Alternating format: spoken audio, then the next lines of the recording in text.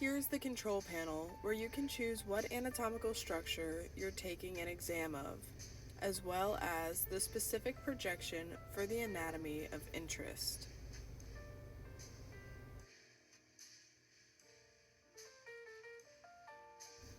Also on the control panel, you can adjust the use of an AEC and the specific cells that are needed for an image.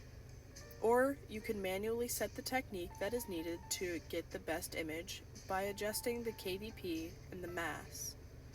Also, you can choose where the IR is, whether it be tabletop, wall bucky, or table bucky. This is the image receptor. It is what receives the photons and sends an image back to the control panel.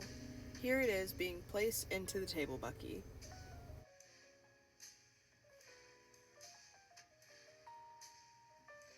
Then we have the tube. It can be moved in many different ways to accommodate for different exam types.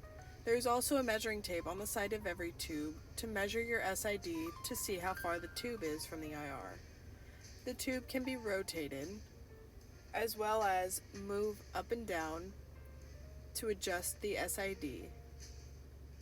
The tube can also be angled to face the wall bucky.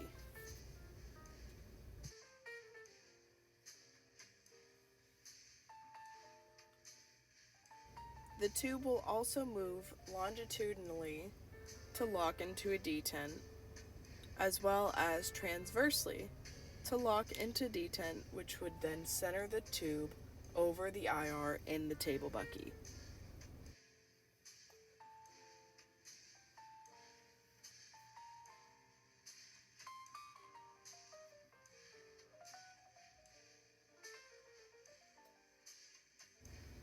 There is also the table.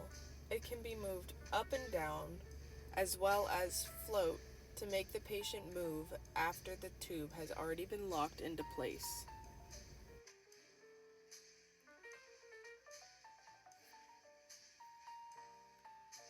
Next is the wall bucky.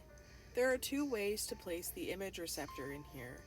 It can either be put in a portrait mode or in a landscape position, depending on the patient and what anatomy is being imaged.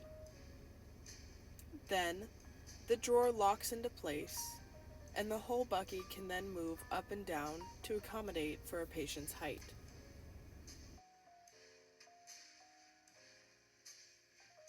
Lastly, we simulated a hand X-ray to show collimation. Collimation closes around the anatomy of interest to help reduce scatter on the image and improves the image quality by making the anatomy easier to visualize. The shield is placed over the patient's lap to reduce exposure to radiosensitive tissues. Most importantly, don't forget to include the marker on the lateral side to show which side of the body is being imaged.